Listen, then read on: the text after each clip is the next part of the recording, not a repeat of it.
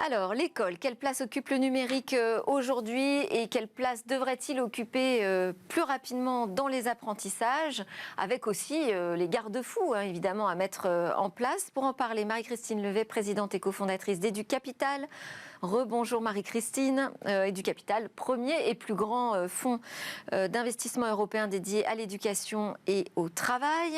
Le premier fonds a été créé en 2017 et là, vous avez lancé un second fonds, un deuxième, parce qu'il y en aura peut-être trois, un deuxième, en 2022, et vous visez les 150 millions d'euros, c'est ça, d'ici la fin de l'année? Voilà, tout à fait. On a annoncé un premier closing du fonds à 100 millions et on vise 150 millions, ce qui fera de nous le plus gros fonds européen dédié à l'EdTech et à ce qu'on appelle le Future of Work. C'est comment les entreprises finalement travaillent, forment leurs collaborateurs. Sur cette question aussi de la formation continue tout au long de sa vie. Continue. Avec vous, Hélène Azevedo, bonjour, rebonjour. Vous avez publié une thèse professionnelle intitulée « L'impact des technologies dans le rôle de l'enseignant ». Et vous êtes aujourd'hui la cofondatrice de Modco, une EdTech bretonne qui a été créée très récemment, en avril dernier. En effet. Et elle propose, cette EdTech, une application pour faire du smartphone finalement un allié pédagogique plutôt qu'un ennemi pendant les cours. Et alors là, vous êtes en phase d'expérimentation. Exactement. Donc déjà, on a expérimenté cette application l'année scolaire précédente et on renouvelle l'expérience en lançant notre AMI pour permettre en effet à 5 nouveaux établissements de tester la nouvelle version de Modco dès novembre prochain.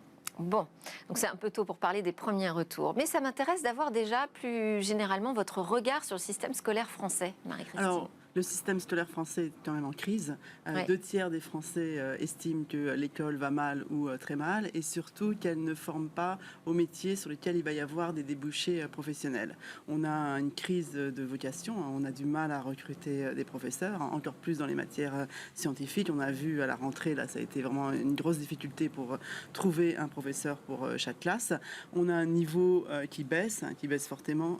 On est 25e au classement PISA, on est 40e dans un classement de mathématiques et on a une école qui finalement ne prépare pas à tous ces métiers dont on aura besoin dans la société de demain. Donc c'est clair que l'école est en crise. Le président de la République l'a lui-même dit, il y a un malheur français à l'école. On a des élèves malheureux, des professeurs désabusés et des parents anxieux. On a une école de plus en plus à 2 vitesses. On est l'un des systèmes français le plus inégalitaire de l'OCDE. C'est-à-dire qu'on est le système dans lequel finalement l'origine sociale est le plus déterminante dans les résultats scolaires. Et on a 80 000 enfants qui décrochent chaque année du système scolaire. Donc ça veut dire que voilà, il y a une crise et voilà ma conviction profonde. Une crise et une déprime même, je dirais, des Français, parce que quand même un Français sur 2 nous dit que le système scolaire participe au déclin de la France. Oui, il y a une énorme anxiété face à l'école et voilà. Et je pense que la technologie et le numérique et surtout l'innovation peuvent donner vraiment des réponses. C'est pas la seule réponse. Je pense qu'il y a une réponse importante qui sera de former et de mieux valoriser les professeurs, qui sont clés dans l'apprentissage. Mais c'est clair que comme on a vu dans plein de secteurs, finalement l'innovation a apporté des changements, des bouleversements et finalement des progrès. Elle doit rentrer dans l'école. Alors justement, comment vous qualifieriez aujourd'hui la place du numérique à l'école, dans le système scolaire français? Alors, elle va vraiment dépendre, enfin, comme on l'a dit, elle est très inégalitaire en France sur le territoire français. Et c'est dû à plusieurs choses. Tout d'abord, certes, l'équipement, il n'est pas égalitaire sur tout le pays. Et ça vient d'une chose, c'est tout simplement parce que l'éducation, elle est du ressort à la fois de l'éducation nationale de l'État, mais également des régions ou des départements ou des mairies en fonction de l'école dont on parle, collège, lycée ou bien enseignement primaire et maternel.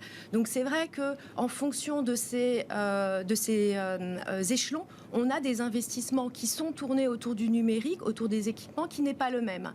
Et puis, il y a aussi cette liberté pédagogique qui fait que, certes, on a un programme qui est défini par l'éducation nationale, mais qui est finalement délivré au bon vouloir des professeurs. Et par exemple, pendant ma thèse professionnelle, j'ai pu voir un professeur suivre en classe un professeur qui souhaitait aborder le sujet du français, et qui a utilisé les robots, les Ozobots, pour une classe de CE2, avec l'objectif de comment, à travers la robotique, la programmation de manière très expérimentale finalement, eh bien on peut conduire des enfants à se lâcher un peu et à parler, à développer le vocabulaire et à prendre en main les aspects du numérique. Donc oui, ça veut dire que c'est possible, mais c'est pas forcément. Enfin, il n'y a pas de règles en fait, c'est pas harmonisé, il n'y a pas de volonté nationale, c'est ça? il y a quand même les territoires du numérique éducatif qui ont été lancés. Locale.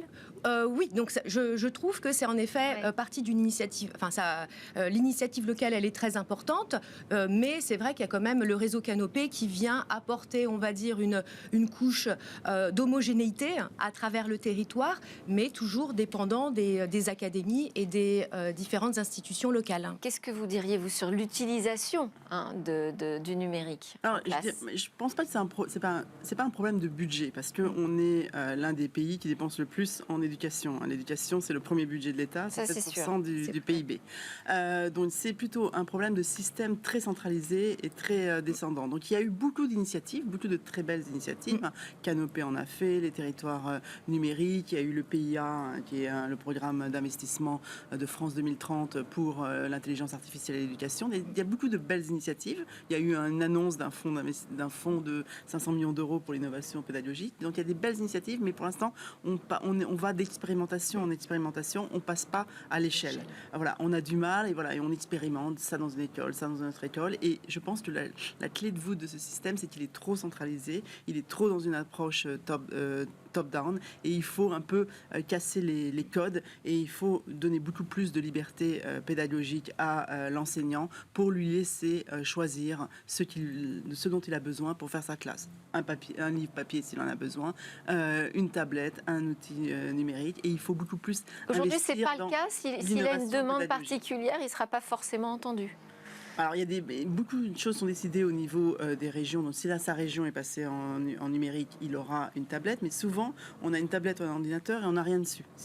Voilà. Donc, il faut beaucoup plus investir dans l'innovation pédagogique, dans vraiment tous ces nouveaux services, outils qui vont permettre d'apprendre différemment, d'apprendre en jouant, comme l'a expliqué Prof en poche, d'apprendre avec de la réalité virtuelle en manipulant, d'apprendre avec de l'intelligence artificielle en ayant des parcours personnalisés pour chaque enfant. C'est vraiment clé, parce qu'aujourd'hui dans des classes de 30, c'est la moyenne d'une classe française, c'est très difficile de s'intéresser et d'aider les élèves en difficulté. Et c'est vraiment la clé, c'est qu'on a de plus en plus d'élèves en difficulté, et donc là on peut leur donner des parcours personnalisés qui les aident finalement à répéter à ceux qui n'ont pas compris, puisqu'on sait finalement que voilà, le cerveau et chacun apprend de manière différente. On a besoin de certaines plus de répétitions, d'autres de répéter des choses qu'on n'a pas comprises, et voilà, et ces parcours personnalisés permettent une individualisation de l'apprentissage dans des classes de 30, et c'est ce que faisait le professeur particulier. Donc là, on arrive à redonner une chance à tous.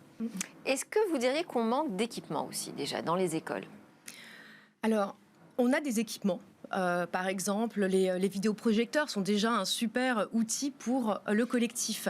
On a aussi des équipements qui ont été vraiment développés, les différents plans numériques qui ont eu lieu depuis les années 80. Les tableaux interactifs sont arrivés dans les classes. Exactement. Ouais. On a vu les salles informatiques qui étaient malheureusement très peu utilisées.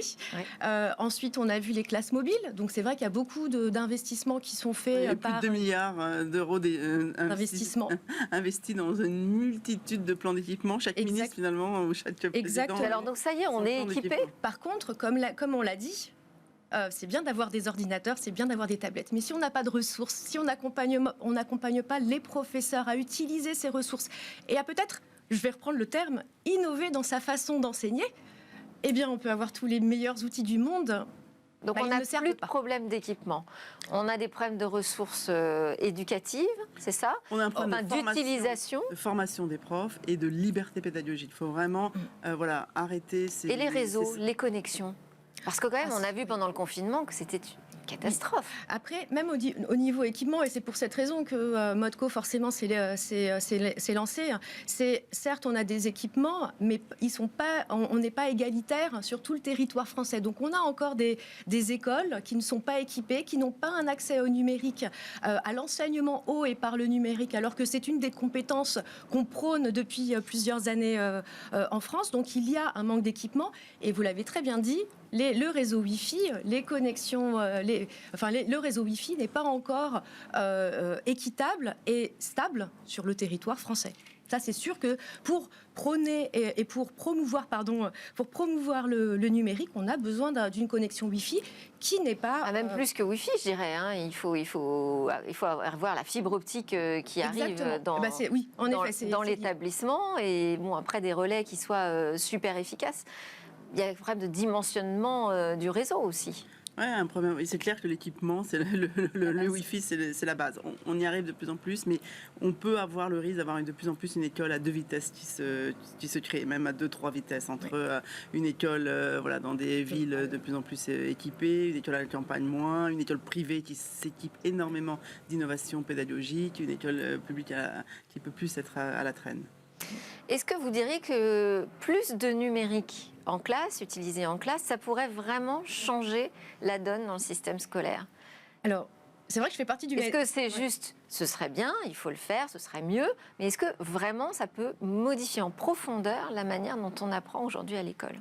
Alors, je fais partie du NetTech, donc pure numérique, éducation dans la technologie. Je prône le numérique, mais à petite dose. Le numérique aura sa place parmi l'ensemble des autres méthodes d'apprentissage. Le jeu, le rôle du professeur dans l'explication, les exercices, l'écriture, le travail en collectif, la collaboration. Le numérique est une des pièces de ce puzzle, mais ce n'est pas l'unique pièce de ce puzzle. Par contre, en effet, comme il apporte l'individualisation, comme il apporte toutes les aspirations, et il fait partie intégrante de notre société. Il suffit de voir le Alors rôle... vous travaillez sur l'utilisation des smartphones. En effet. C'est-à-dire qu'il y a des écoles qui ont décidé plutôt de les interdire dans les classes, où vous dites, pourquoi pas au contraire s'en servir. Alors là, je vois tout le monde déjà s'inquiéter, des enfants qui vont être déconcentrés, qui vont aller regarder leur compte Insta. Alors, on est parti du constat que tous ces élèves, ou la majorité des élèves, ils sont 92% à l'entrée en 6e à avoir un téléphone. Ouais. Ils sont interdits dans la majorité des classes, mais qu'est-ce qui se passe? Ils l'utilisent quand même. L'interdit pousse à l'utilisation en cachette. Chez Modco, on prend le parti que accompagner les enfants au monde de demain, au monde du numérique, c'est les responsabiliser et à décider. Certes, c'est un processus qui va avec la maturité de l'enfant, mais à les accompagner dans cet usage. Donc, cette application mobile, elle s'installe sur les téléphones des élèves pour leur permettre d'activer le mode collège, comme on active le mode avion quand on prend l'avion. Ouais, alors ça coupe tout le reste, c'est ça, de l'environnement du smartphone? Mais ça va lui permettre, ça lui ouvre une bulle de contenu pédagogique que le professeur a identifié pour sa séquence. Par exemple, la séquence en mathématiques, nous allons aborder les probabilités. Pendant mon cours, je vais expliquer le concept. Ensuite, je veux leur faire des exercices. Je n'ai pas de tablette en classe où il faut que je les réserve, ça me prend du temps, il faut que je vérifie qu'elles soient connectées et mises à jour. Eh bien, sortez vos téléphones, mettez-vous en mode collège, accédez à l'exercice de manière très simple et en 5 minutes, l'élève peut faire son exercice de mathématiques, vérifier tout de suite s'il a bon, s'il a faux. En soi, c'est expérimenter et ne plus avoir peur de l'échec, parce que c'est ça aussi le point central dans l'éducation en France, c'est la peur de l'échec qui fait que beaucoup d'enfants n'essayent plus. Comme ça, ils ne se trompent pas. Alors qu'il faut qu'on casse ce préjugé et utiliser ce téléphone quand il y a du sens. Mais justement, vous dites aussi attention à pas croire au tout numérique, parce que ça peut faire peur aussi de voir des classes où on a des enfants finalement qui sont pas devant le tableau, mais qui sont derrière un écran toute la journée. Oui, alors de toute manière, le tout numérique, je pense que c'est un faux débat, puisque il faut vraiment laisser au professeur le choix d'utiliser l'outil dont il a besoin. Le numérique, ce n'est qu'un outil, ce n'est qu'un service pour le professeur. Et le professeur peut faire sa classe, l'interrompre, utiliser à un moment donné une ressource numérique. Le numérique, dans toute notre vie quotidienne, finalement, il nous aide à réserver plus vite un billet d'avion, à réserver un taxi. Ça doit être pareil à l'école. On l'utilise quand on en a besoin. Et c'est vrai que le prof est clé.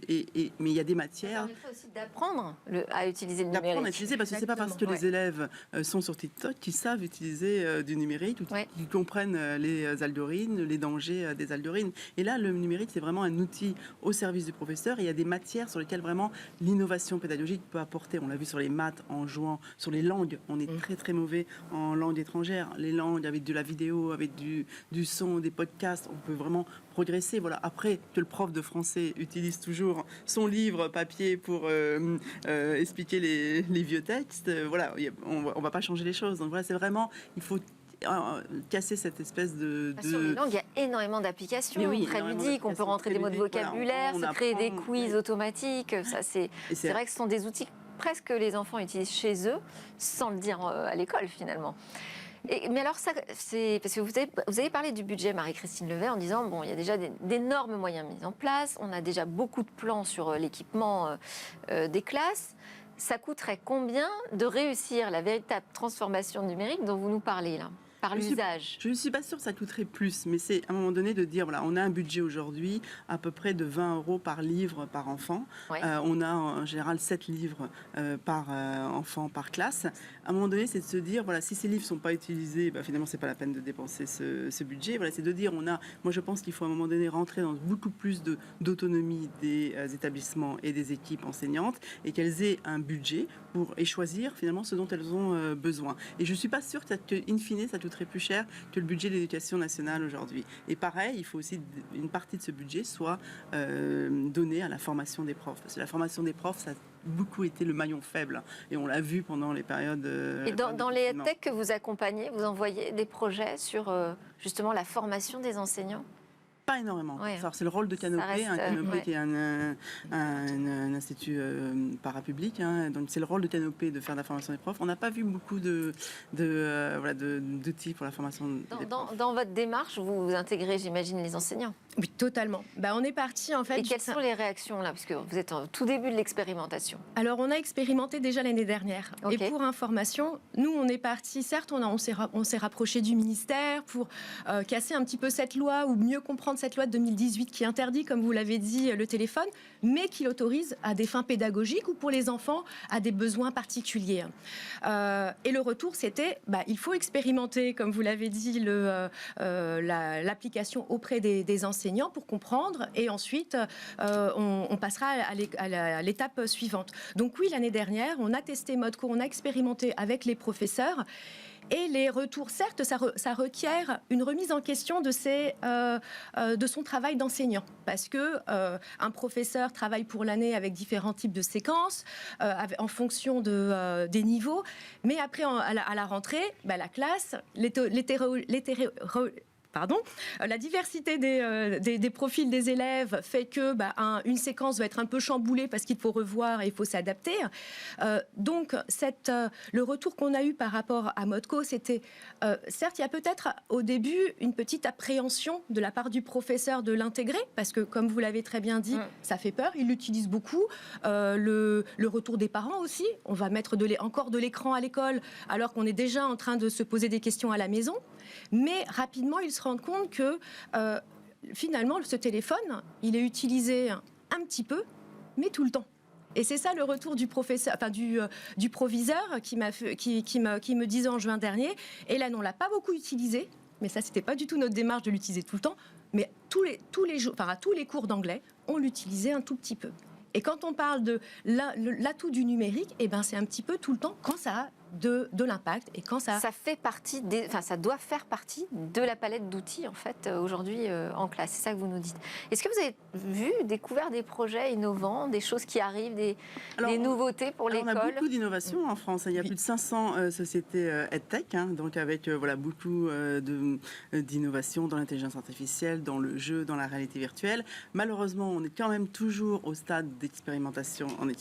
Là, on est les rois de l'expérimentation. d'expérimentation. Et c'est vrai que si on compare... Alors, qu'est-ce qui manque pour concrétiser? Il manque ce passage à l'échelle. Il manque ce passage Mais qui à l'échelle. décide de ça? Et alors, ce passage, Notre nouveau ministre, voilà, on a un système trop compliqué aujourd'hui. Ouais. Puisque on a pour les lycées, c'est les régions, pour le collège, c'est le ministère, pour le primaire, c'est les mairies. Donc, on veut vendre une application au primaire, il faut finalement aller voir 36 000 communes. Donc, voilà, ça devient assez impossible. Et moi, je pense qu'il faut à un moment donné libéraliser ce système, autonomiser les équipes enseignantes. Et on a fait quelque chose qui finalement a fait énormément de bien au domaine de la formation professionnelle, c'est le CPF. Le CPF quand même a donné finalement à chacun la liberté de choisir la formation qu'il veut faire. Et on a vu que voilà. Alors on pourrait dupliquer ce modèle pour l'école. On pourrait dupliquer ce modèle. On pourrait avoir une plateforme pour les enseignants, une sorte de CPF pour les enseignants, pour qu'ils puissent choisir la ressource dont ils ont besoin et du budget qui soit finalement